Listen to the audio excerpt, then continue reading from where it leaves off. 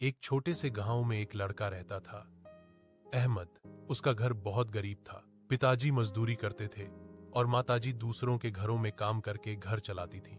अहमद अक्सर बिना जूतों के स्कूल जाता था, लेकिन उसके सपने बहुत बड़े थे। अहमद बचपन से ही कहता था, एक दिन मैं बड़ा आदमी बनूंगा, अपने माँ बाप का नाम रोशन करूंगा और अपने गांव को बदल दूंगा।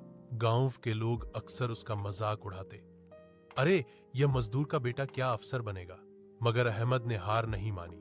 वह दिन रात पेड़ के नीचे बैठकर, चिराग के नीचे, कभी किसी दोस्त से किताब लेकर, कभी उस्ताद से पुराने नोट्स मांगकर पढ़ता रहा। वक्त घुरता गया। अहमद ने 10वीं कक्षा में पूरे इले में पहला स्थान हासिल किया।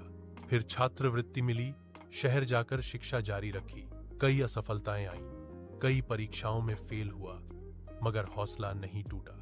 आखिरकार सालों की मेहनत रंग लाई। अहमद ने अपसी का इम्तिहान पास करके इप्स अफसर बनने का सम्मान हासिल किया।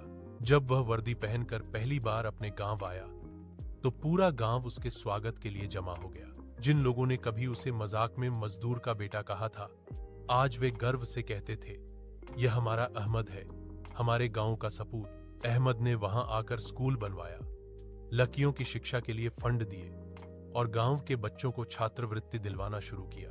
अब उसके गांव के बच्चे भी सपने देखने लगे।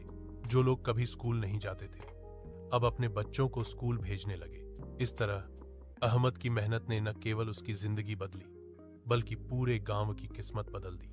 सबका गरीबी कोई अपराध नहीं है, हार मान लेना अपराध है। अगर इरादा मजबूत हो तो कोई वाब नामुमकिन नहीं।